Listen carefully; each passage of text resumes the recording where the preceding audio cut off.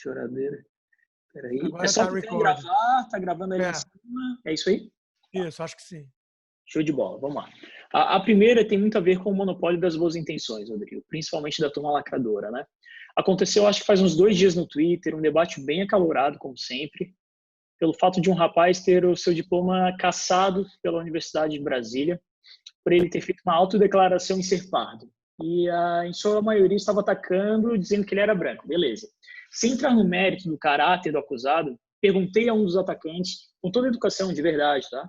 Qual a diferença de ele se autodenominar pardo e entrar na faculdade por cotas, e a jogadora de vôlei trans, sendo biologicamente um homem, se autodeclarar mulher e jogar profissionalmente, haja vista que ele defendia essa mulher no Twitter dele, né? A gente vê uma diferença de julgamento muito grande, e lendo o teu livro, eu queria entender um pouquinho melhor por que essa galera monopoliza as virtudes e a gente, entre aspas, é o homem branco mau que não pensa basicamente em ninguém, só em nós mesmos. Olha, tem alguns fatores, né, que podem levar a isso. Um deles é aquele que eu chamo de feel good sensation, que você lacra, você sinaliza virtudes em relação às minorias ou às ditas minorias para você posar de alguém preocupado, engajado em causas nobres e por aí vai. Então, é algo que demanda muito pouco esforço, né, com 2 calorias você vai lá e dá um clique ou compartilha alguma mensagem, e com isso você já se sente, já basta para você se sentir uma das almas mais nobres que já passou pelo planeta. Então, esse é um ponto importante. Mas há essa incoerência, né? Então, você pega, nessa questão das minorias, muitas posturas que não são lógicas, né? Por exemplo, você pega a placa contra a islamofobia do movimento LGBT. Aí você vai provocá-los falando que, olha, mas você sabe que em países dominados pelo Islã, como no Irã e Tem tudo, os você sabe gays, né? que os gays são perseguidos, tem leis, inclusive, tudo. E aí vai dar tilt, vai dar bug, né? Então, isso mostra, na minha opinião, que existe exatamente esse fator muito mais emocional do que racional por trás. É o desejo, de fato, de se sentir uma pessoa boa sem ter que fazer muito por onde, né? Eu acho que essa, eu diria que é a principal causa. Mas eu vejo uma outra possibilidade aí, que aí é um pouco mais complicado, né?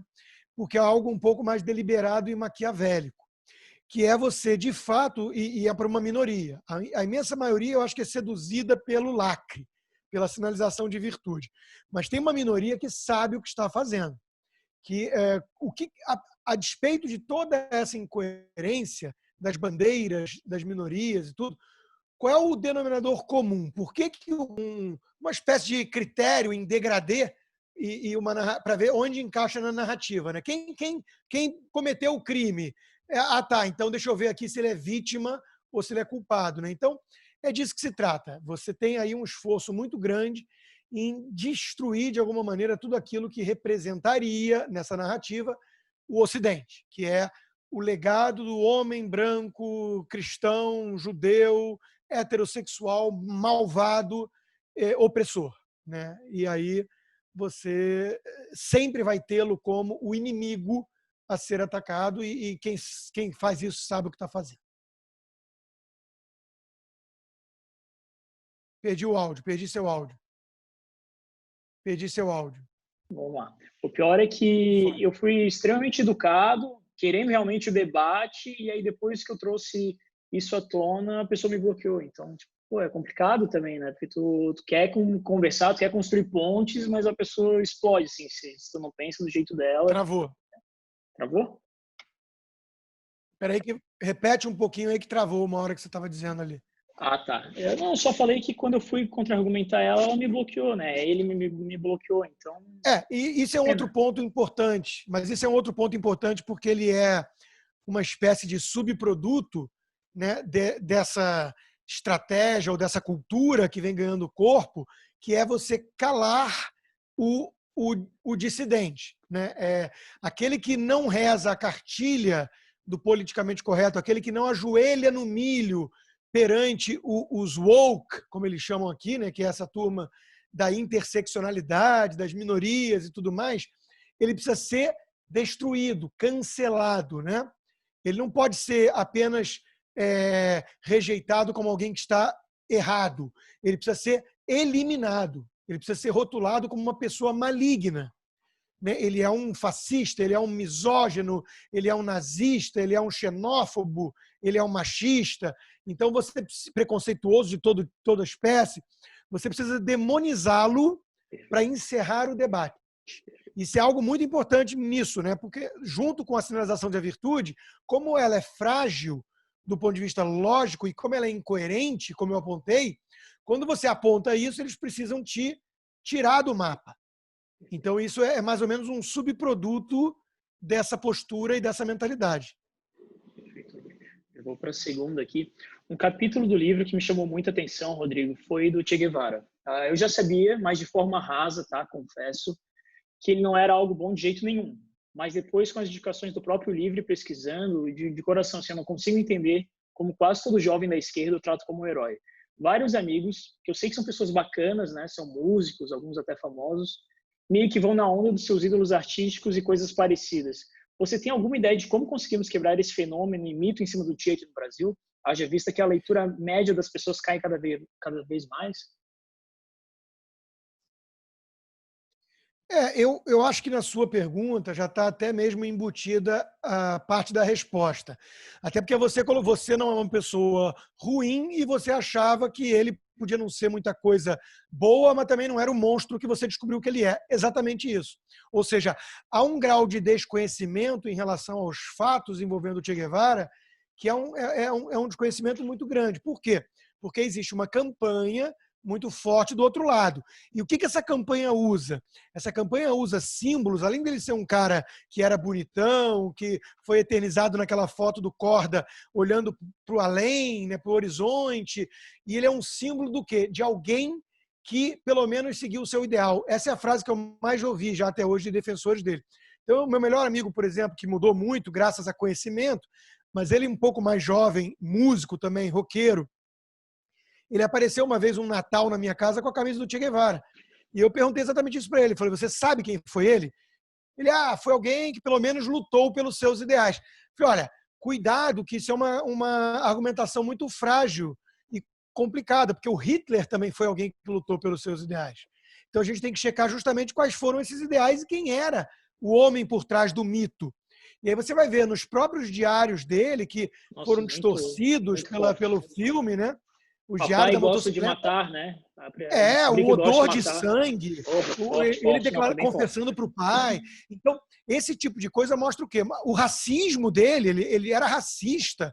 Então, isso vai desnudando o ser humano totalmente abjeto por trás desse mito que criaram. Então, eu só consigo enxergar um caminho, é levar conhecimento a essas pessoas, né? É mostrar, e mostrar com um certo cuidado, às vezes, né? Dependendo do público, se você percebe que o cara está muito mais guiado ali por Hollywood ou porque o Santana faz show com a camisa do Che Guevara, você tem que se desarmar. Você não adianta você chegar e falar você é um burro, você tem que entender o seguinte, você tem que entender que ele está romantizando algo que ele enaltece e que seria até nobre se fosse aquilo que ele pensa. Não é um cara romântico, altruísta, que lutou pelos pobres e oprimidos, pela liberdade, mas não é nada disso. Então você vai, com cuidado, mostrar a verdade para ele, sabendo que tem uma chance grande dele ter um choque e entrar em dissonância cognitiva, porque às vezes é uma verdade muito estabelecida para ele. Então ele vai reagir com pedras na mão. Tem que ter paciência, dar tempo, falar tudo bem, não vou discutir com você agora, mas dá uma olhada depois nesse vídeo, lê esse livro se quiser, e aí o tempo vai se encarregar do cara acordar se ele for alguém que presta. Perfeito. Show de bola. A terceira, trecho do livro, é a 28ª marcação que eu fiz. Eu fiz mais de 50, assim. Realmente foi um livro que eu gostei muito, que é assim: ser gay não é orgulho nem vergonha, nem ideologia nem espetáculo, nem é chique nem brega. Não é revanche, não é moderno, não é moda. É apenas humano. A luta contra o preconceito precisa ser urgentemente tirada das mãos dos mercadores da bondade. Eles semeiam sorridentes a intolerância e ao autoritarismo. Pensando nisso, Rodrigo, e vendo Bolsonaro, Trump e suas narrativas mais duras, eu te pergunto de coração, assim, não tem espaço para narrativas dos presidentes diferente dos presidentes brasileiros e americanos de uma forma mais harmoniosa? Eu digo por mim, tu acha que a gente pode ter sucesso sendo de direita e não sendo tão duro, ou tu acha que realmente a gente Eu falo a gente porque ano após ano eu não sou tão conservador quanto você, mas eu vejo que ano após ano eu fico mais conservador em algumas coisas. Será que a gente não consegue ser um pouquinho mais, não fofo, não Obama, mas um pouquinho menos duro com essa galera para tentar puxar essa galera que Não, está ali perdida, que a esquerda adora pegar com frases fáceis assim? a provocação é legítima, né? E eu mesmo sempre disse o seguinte: os liberais, e aí inclui também os mais conservadores dentro dos liberais, eles sempre fracassaram no departamento de marketing. Tem um livro que eu gosto muito, que é o The Conservative Heart, que é do. Como é que é o nome dele? Arthur Brooks. Ele é presidente de um think tank aqui, né, nos Estados Unidos, e ele mostra exatamente isso, falando: olha, nós temos que cativar também a audiência pelas emoções. O liberal muitas vezes ficou confortável numa zona de conforto por dois pecados capitais: o discurso muito economicista, não, a prosperidade, o PIB, não sei o quê, e não é isso que seduz necessariamente, e a tranquilidade de saber que a história ou a lógica, a teoria está do seu lado, mas também isso não é suficiente. Então, eu acho fundamental você saber ter um apelo melhor ao coração, né? E aí eu entendo que exista uma função desse sujeito que tem uma postura, uma abordagem mais suave. Mas hoje em dia, principalmente hoje em dia, eu vejo um papel necessário de ambos. Eu acho que é o good cop e o bad cop, aquela velha história do filme americano.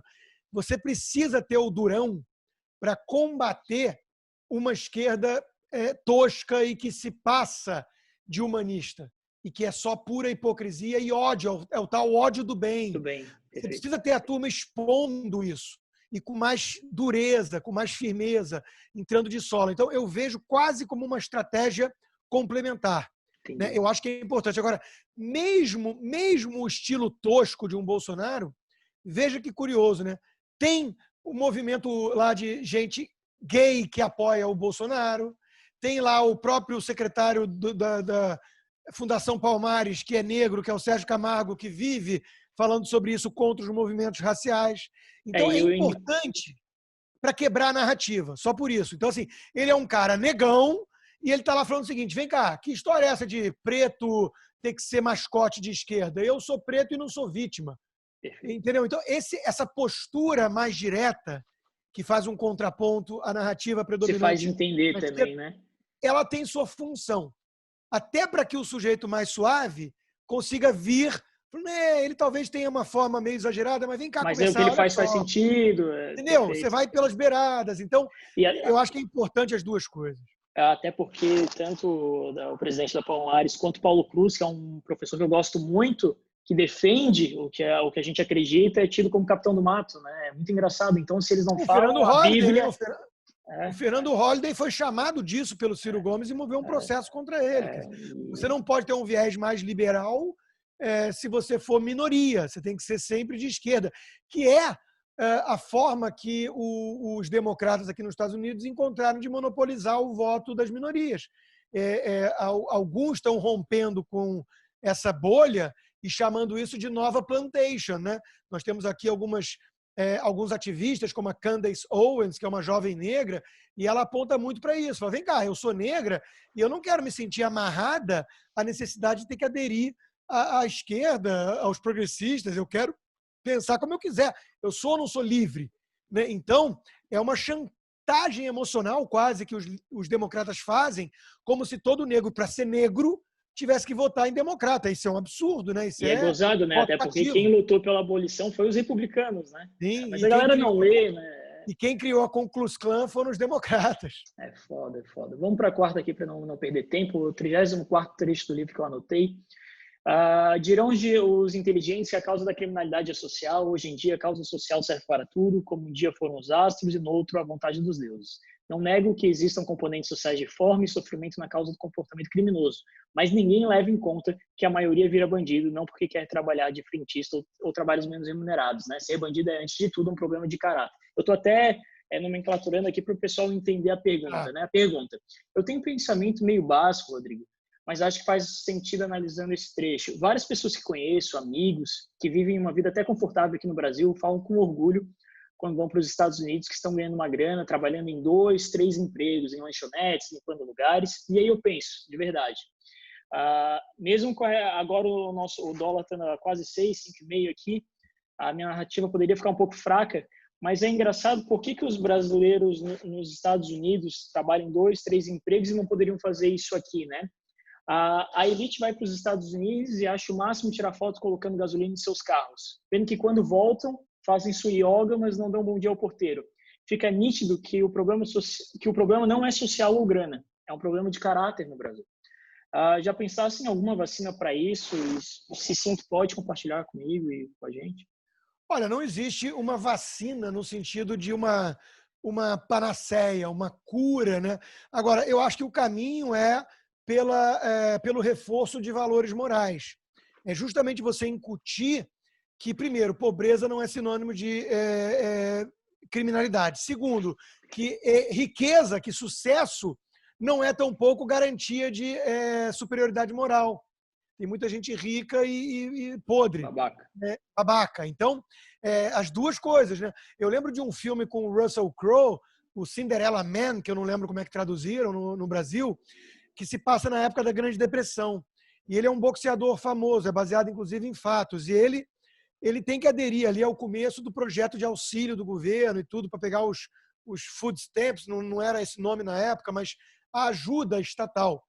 Quando ele consegue um emprego como estivador, sei lá, ele vai lá e faz questão de devolver o dinheiro. Por quê? Porque é uma questão de dignidade. Aquilo ali é para quem precisa. Eu consegui o emprego. Então, combater essa cultura da malandragem, do jeitinho, do se dar bem.